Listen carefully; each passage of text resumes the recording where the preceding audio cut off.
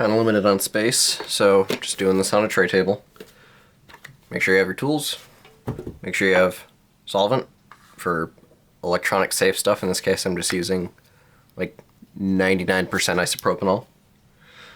Q-tips, your choice of thermal paste, or in my case, thermal pad. Phase change from Thermal Grizzly. Fantastic stuff. I am not doing the thermal pads because this is still a new card and I'm not too worried about it on here. It's not a super hot card either. But let's go ahead and get started.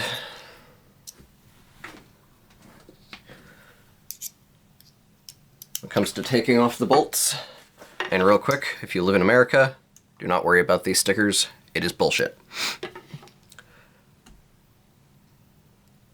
Now, some of these are put together a little differently. If I want to take the cooler off at once and leave the support frame, which is this metal bit, here it's a stamped piece on my XTX that I have, same Nitro card. It's actually die cast and much bigger, but we'll get to that later. We want to remove the cooler first. Means we have to take off the fan shroud screws and then the backplate brace. So to take off the fan shroud screws, we're going to want to use hex key, and I want to say it's 1.5 mil. Yes, it is. So we've got 4 of them.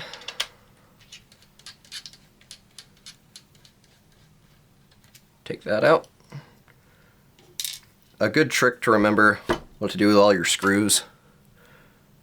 Pick a position, take it off, put it down in an order, and then when you go to put it back together, pick that same position, and then all your screws are going to be in a row for that same order. As I drop my iFixit screwdriver bits.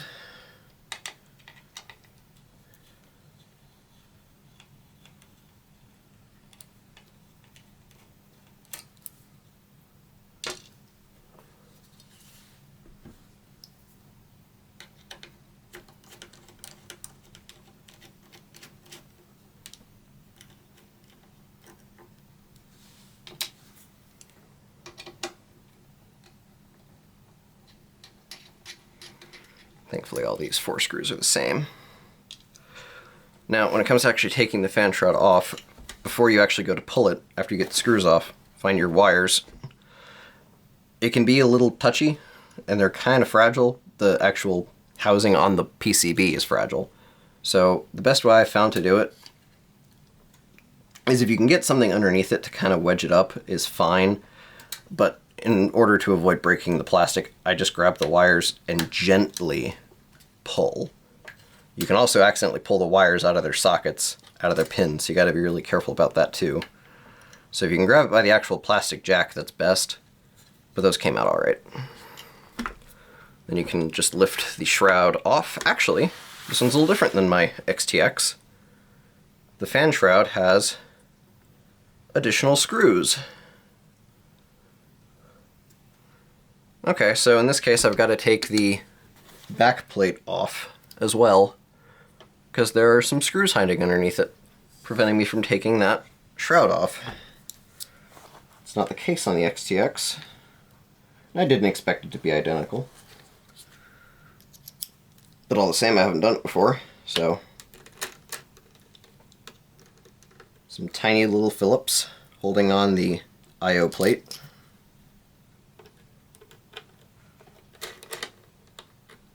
Got quite a few. Let's see, what is that? 8 screws holding on the rear I/O panel. I say I/O panel, but GPUs really just do out. They don't do a ton of in.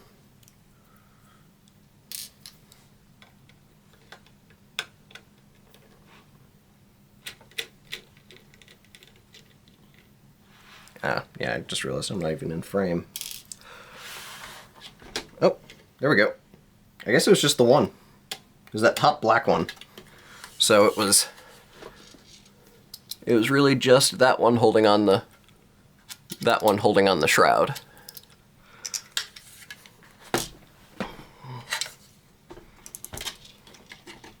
and then this whole thing lifts free. Great time to clean it with some blowers if you got a duster, like an air duster. Do not use a vacuum on electronic components.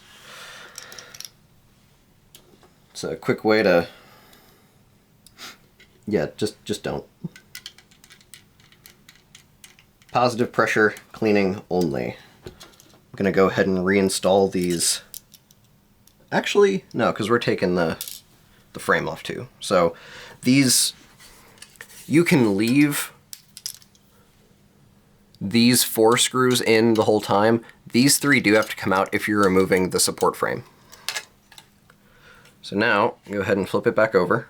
Try to, because this is hanging down, the actual I/O shield is hanging down, hang it off the side of a table, that way it sits flat on the heatsink. Is this the same size screwdriver? Yeah.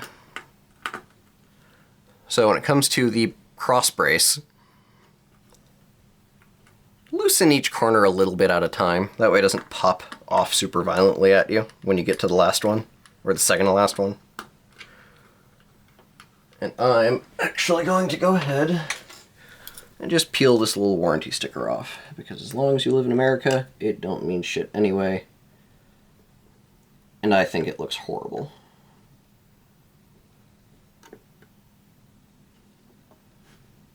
There we go.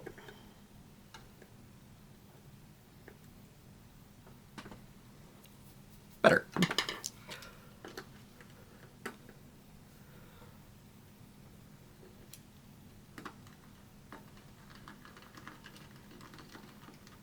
These should be captive screws on the actual X-brace.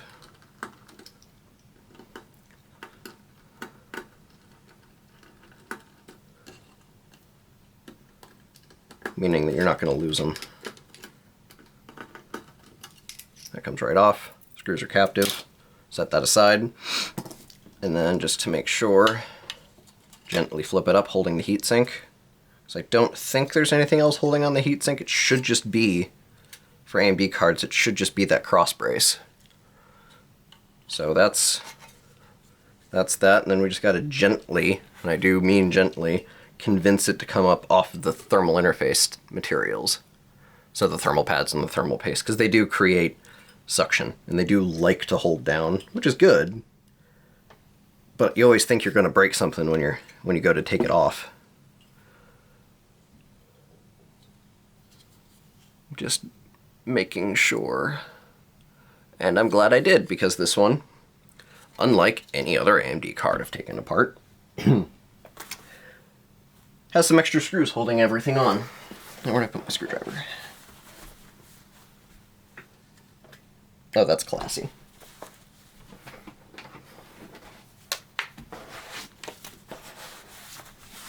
There we go. So, for this card, I can see that these 2 screws keep holding on the heatsink as well. And I'm thinking any of these screws that go through the back cover with the big holes also hold on the heatsink. And that seems to be the case. So we're going to take those 4 out. There's 1 here, there, and 2 over here. Go ahead and take those out real quick. These are spring-loaded screws, so yep, that definitely holds that down. These might be various lengths, so I'm going to make sure I keep them in order, starting in that corner. And just going clockwise. And we'll get to the back plate too. You don't really need to worry about it. There might be a little bit of thermal pads back there, just because it is more room to dissipate heat, and they know that, and they built it that way. But it's just thermal pads, and if you're going in to replace the thermal pads, go ahead. And it's just a lot of little tiny screws. Some of them are various lengths. I might do that. I'm not going to redo the thermal pads, but I might take it off to show. Come on. And you do have to give it a little bit of coercion, because like I said, that thermal paste and thermal pads, they do create suction. It doesn't make any less nerve-wracking. You gotta crack it open like an egg. Don't actually hit it on anything. Just gently go around. It'll eventually want to let go. If you got a heat gun, you might be able to heat it up and loosen some of that up.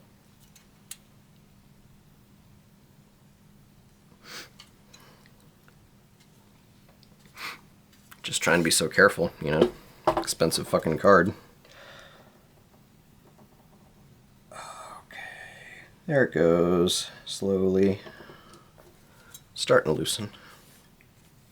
I don't think it's hiding any screws from me, is it? No, I don't believe so.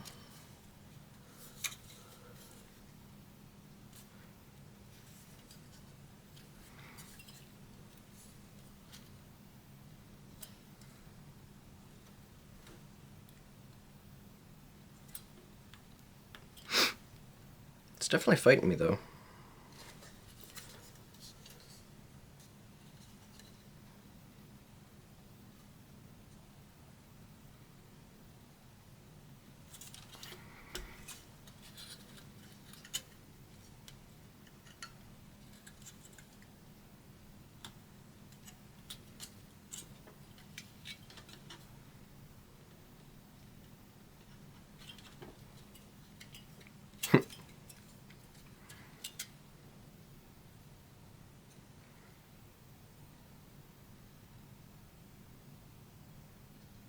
I don't believe the support frame is part of the heatsink. It shouldn't be.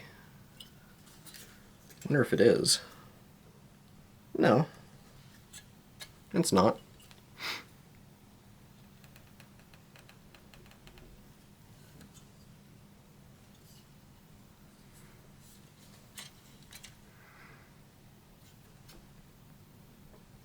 There we go.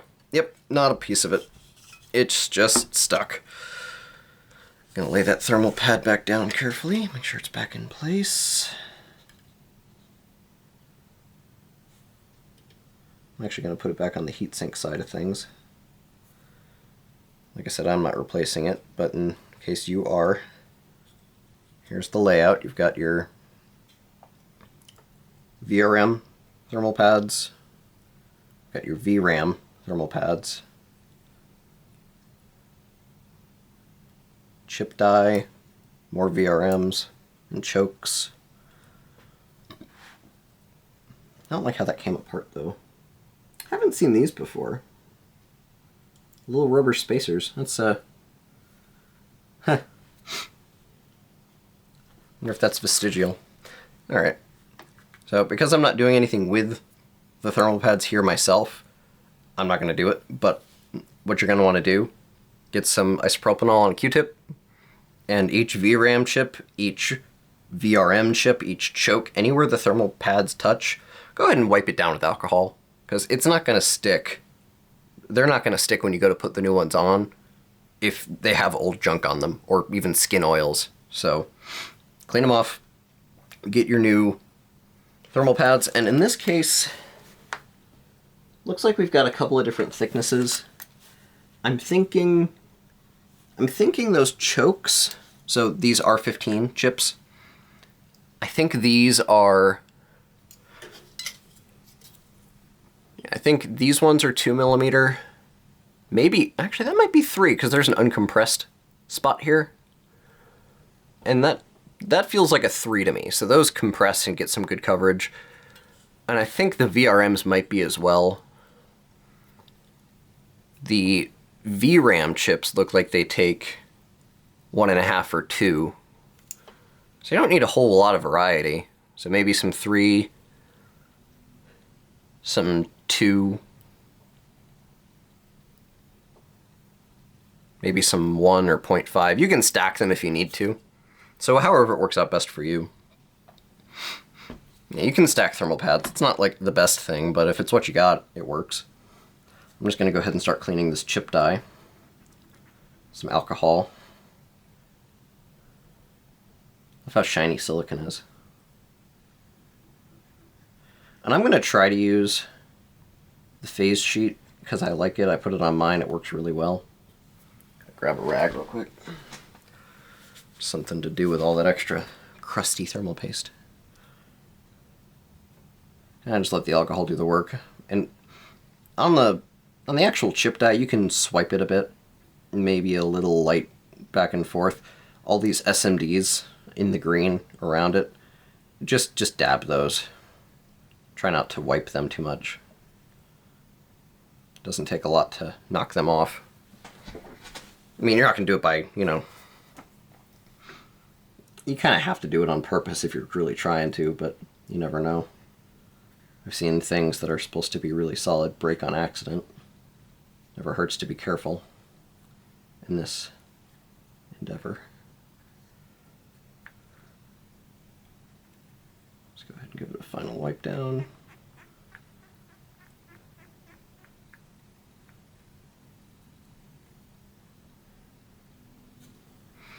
And the same thing on the heatsink side. Just clean off that alcohol. Try not to hit the labels with alcohol because it will wipe, it'll erase that ink in a blink of an eye.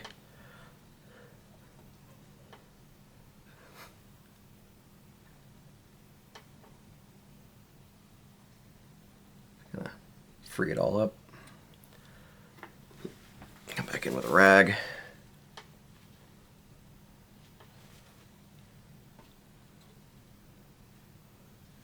Try to deal with the hardened thermal paste.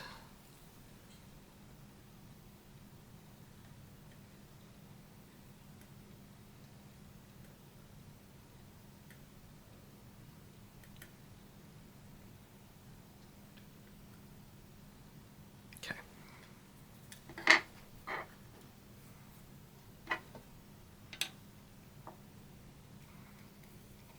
And as far as ESD concerns go, or electrostatic discharge, you know, as long as you make sure you touch something grounded before you start, and you usually touch the ground, you know, you're okay. I have a wrist strap somewhere. I'm not sure where I left it. Probably should have put it on for this, but it'll be all right. It's proper form to do so, but these things are surprisingly resilient.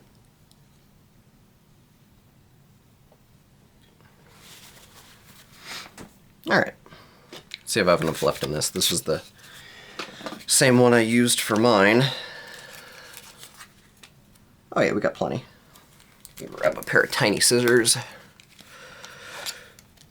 The Phasesheet, at the very least, probably the same case with the PTM 7950, is it gets really hard to work with because it's really thin. They actually recommend, you know, putting it in the freezer for a few minutes before you start. That way it's cold. Usually just put it on the heatsink, because it will tear. It will tear on you, and it doesn't impede performance because phase change. It will melt. It'll melt back together. I'm just gonna try to measure it out a little bit here.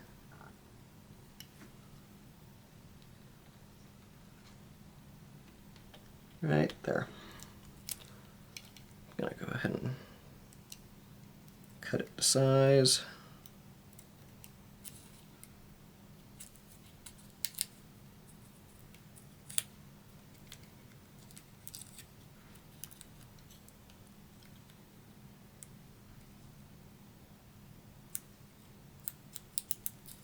It'll stop fighting me.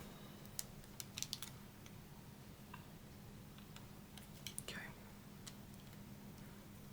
A little too big ain't gonna hurt anything. A little too small, you're not gonna have enough coverage, and it probably won't like that too much.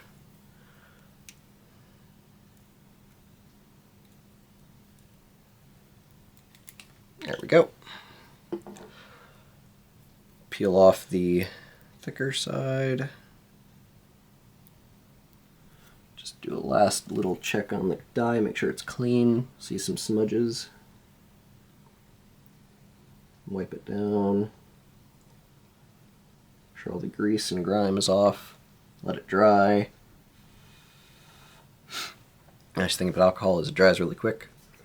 Blow on it a little bit if you need to.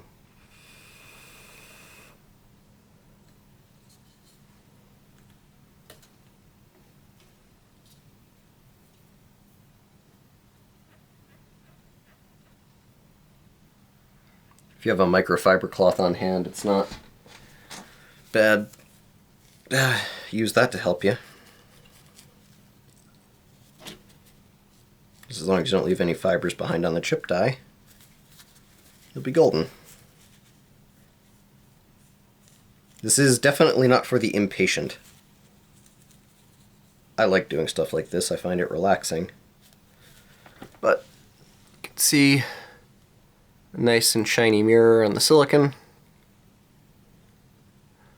The lighting in my room is not great, so I apologize for that, but you should be able to see it's nice and clean and mirror surface.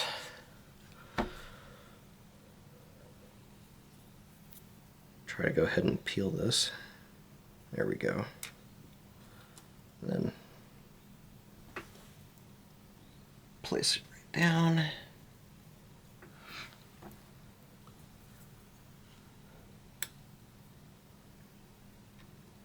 Go ahead and peel this off, trying to keep it from coming up. It is a little bit of a fight because it likes to peel up with the wrapper. Kind of got to pull it across. There we go. That looks just about right. So now, with everything else being still mostly in place, had to replace one of the choke pads, but it did fine. It's back in place. So this is also where you would go in, you'd clean off all your VRM chips and stuff like I mentioned previously and repad those.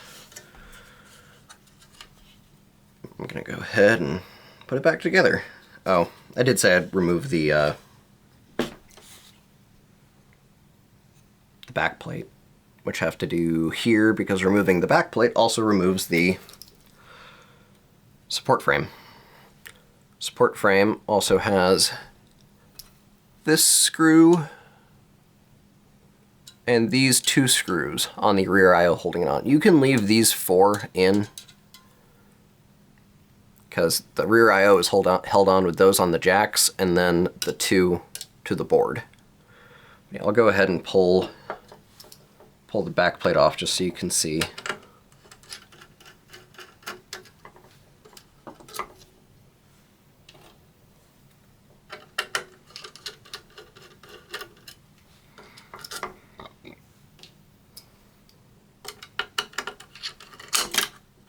So I dropped my screwdriver across the $600 card.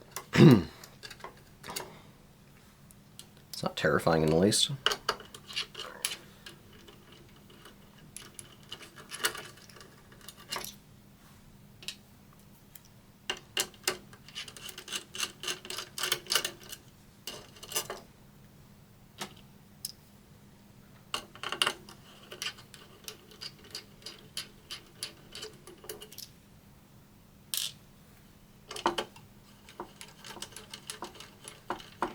Now, in the case of my XTX, the support frame, which is die cast on that one and substantial, also acts as a heatsink.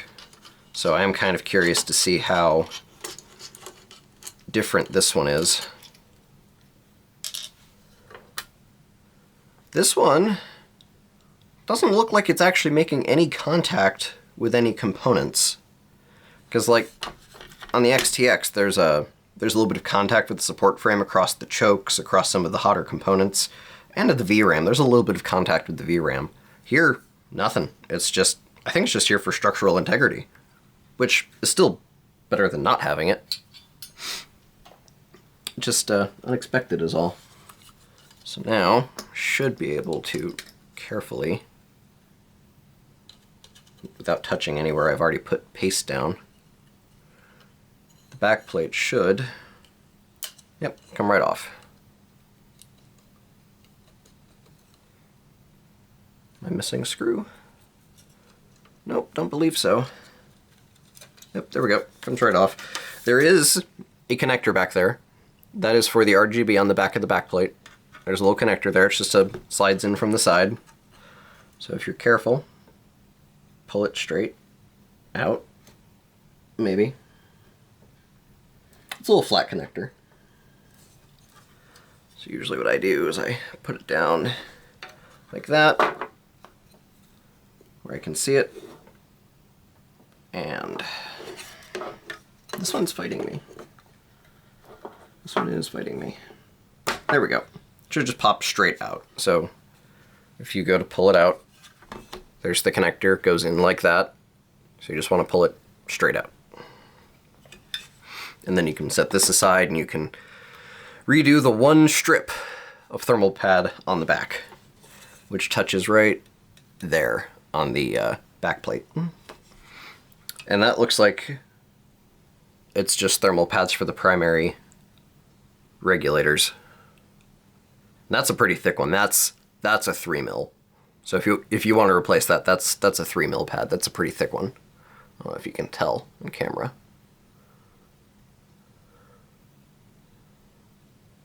But yeah, that's a 3 mil pad. I'm gonna go ahead and stick this back together because I'm not too worried about the pads right now. Still a fairly light use card. That connector goes in so much easier than it comes out. Yep, that's in.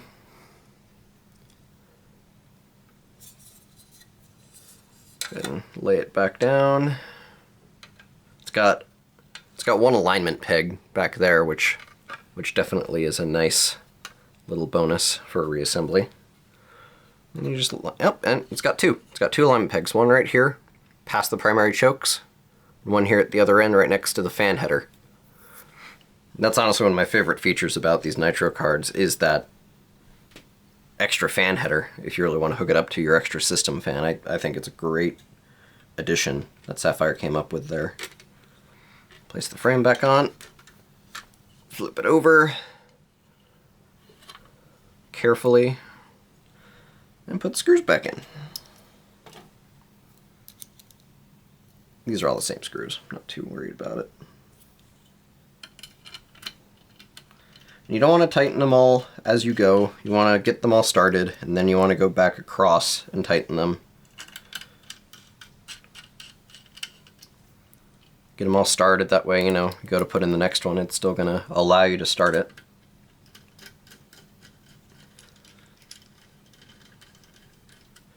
Tighten one down prematurely, it might try to fight you a bit.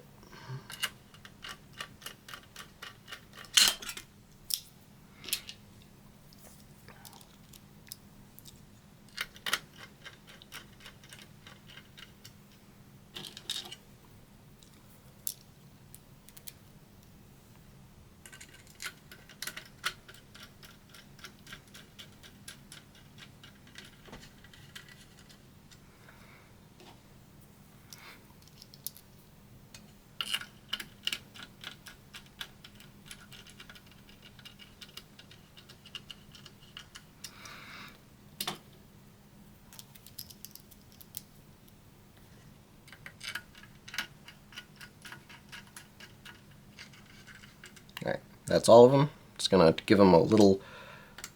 You don't want to go super hard on any of this. Just give it a little twist until it's snug, and then maybe, you know, a little more of a turn. Just make sure it's snug plus. Just slightly more than snug. So it's not gonna, you know, loosen up over time, just a little bit of a extra turn. Kind of go back around, make sure I got them all. Not super tight in any of them, just snug and a hair more than snug, but gentle nonetheless. So that's still good to go. Go ahead and lower this back on. I like to do it this way where I can see. So what I like to do when I go to put it back together, this might be a little hard for you to see. Do it this way, where I can look through the holes where those 4 main posts off the vapor chamber, or at least the copper plate on this one, come out. So when I lower it on, I can see those posts. And then I can lower it straight down over those posts so I don't smear anything, and everything goes straight back where it was. Then the first thing I do is this, because this applies the initial force. And what you want to do here, get a few threads started in one corner, you know, so it's not going to fall out. What you can do if you need to is tighten This one down just a smidge, like not even snug, before snug, so still loose. And then back it out a little bit if you need to, but either way, get that one tacked down, not tight. Jump to the other corner, and you gotta push down just a smidge. This one's not too bad. There are much stiffer ones out there. This one you can go until it's snug, go back, just snug, not tight yet. And then you go to an opposing corner. You might have to spin it backwards for the threads to engage properly. That's okay, that's a good trick. And again, if you spin it backwards, you'll hear that. That's the threads falling into place. And now that I've jumped the corners a few times, this one I can go snug, back over, and just snug. Following that same jumping the center every time. Snug, and now you can actually do a little bit of a crank down. Nothing insane, but you do want good pressure on this because this is what support or helps cool your system. You want some pressure. Just don't go nuts. If these were like snug plus, then maybe triple plus. I don't know. Terrible with that right now. There we go. Naming shit. And then the other 4 screws, the ones with the springs, those also hold the heatsink down. Which I hadn't seen that before, extra heatsink screws across the rest of the board, which actually I like because that helps make sure you got good pressure on your VRMs and stuff. Once again, I'm just gonna start them. These aren't, I don't think these are as important that they're tightened down as meticulously as the crossplate. Still, go as meticulous as you like. Nothing wrong with that. Encourage it. And now I'm just rambling. There we go.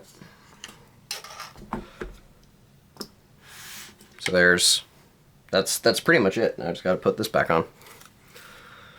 When it comes to this, and putting the connectors back on, I prefer to do it where it's flayed open like this. I also just realized that camera angle is terrible. Might be able to zoom in a bit.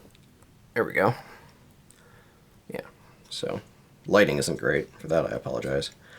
But you see how it goes on? It's going like that, so the connector really only goes in one way anyway. But just to make sure you don't twist it.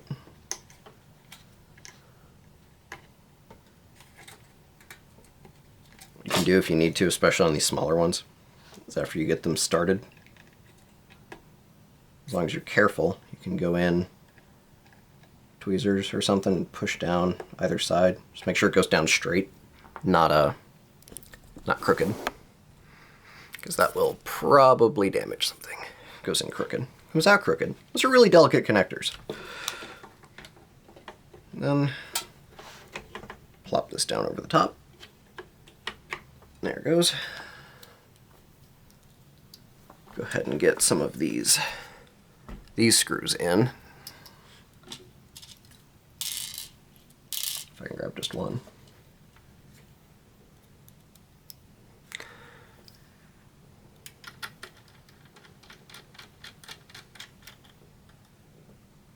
Just snug plus, just a little bit.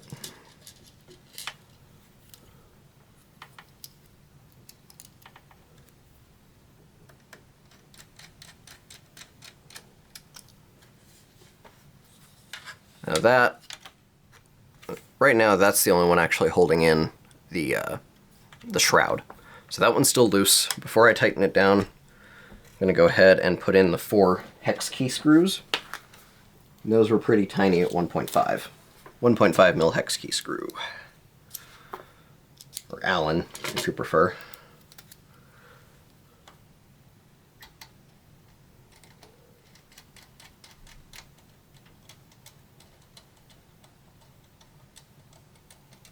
Just snug. They just need a little bit of clamping pressure. They don't do too much. These, you got to make sure you line up that hole And it's not too bad. This is actually a much easier teardown. I think the worst teardown I've done thus far on a graphics card for repadding and repasting was out of a friend who has a 2080 Super from EVGA, and that was probably the worst one. And even it wasn't terrible. It was just, you know, there's a good bit to it. But as long as you're slow and you don't force anything,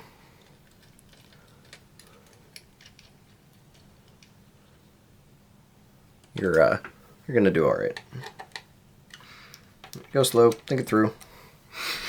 Nothing here requires a ton of force aside from getting the heat sink unstuck. That does take a little bit of force, but you gotta be careful with it, otherwise you will break something. Or bend something. That's bad too. I'm just putting in the last couple of I/O screws.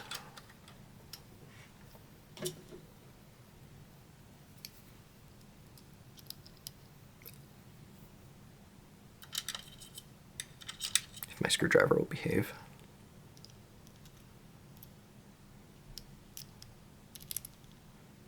There we go.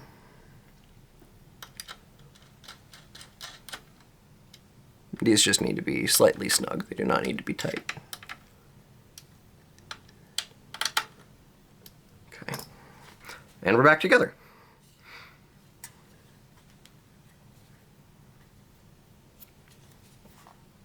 I don't think we're any worse for wear. I should have dusted it off a bit when I had it apart, but it's not too bad. So I think we're good.